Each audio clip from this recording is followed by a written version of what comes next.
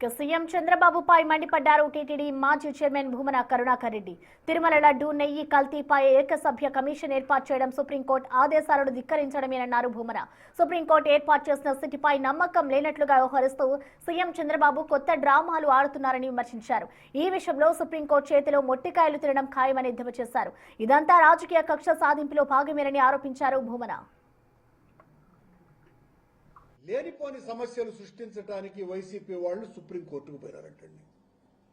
లేనిపోని సమస్యలు సృష్టించడానికి సర్వోన్నత న్యాయస్థానానికి ఎవరైనా వెళ్తారా? ఎంత అభ్యంతరకరమైనటువంటి మాట అది. లేనిపోని సమస్యలు మీరు తెస్తున్నారు కాబట్టి మా వాళ్ళు సర్వోన్నత న్యాయస్థానమైన సుప్రీంకోర్టుకు వెళ్ళినారు.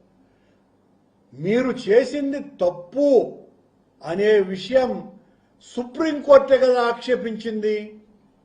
మీరు అలా మాట్లాడకూడదు అని మందలించింది కూడా సుప్రీంకోర్టే కదా.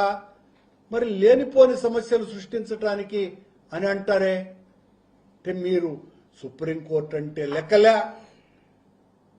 దేన్ని కూడా మీరు చెప్పేటువంటి మాట దేవుడు నా చేత పలికిస్తున్నాడు అని మీరు ఒక భ్రమలో ఉండి మాట్లాడుతూ ఉంటారు. ఇంత దారుణంగా మీరు తప్పు చేశారు. మీరు తప్పు చేసిన తర్వాత సుప్రీంకోర్టు పర్యవేక్షణలో ఉన్నటువంటి సిబిఐ సిట్ అందులో ఏ రకమైనటువంటి ఆవు కొవ్వు పంది కొవ్వు లేదు అని తేల్చినారు. తేల్చటమే కాకుండా దీనికి వైసీపీ నాయకులకు ఏ సంబంధము లేదని చెప్పినారు. ఇన్ని చేసిన తరువాత చెప్పిన తరువాత కూడా ఇప్పుడు మళ్ళీ నేను ఇన్ని రోజులు గమ్మున్నే ఉన్నా, అందువల్ల ఇప్పుడు మాట్లాడకుండా ఉండే ప్రసక్తి లేదు తమ్ముళ్ళు అని మళ్ళీ తప్పుడు ప్రచారం ఎత్తుకున్నారు.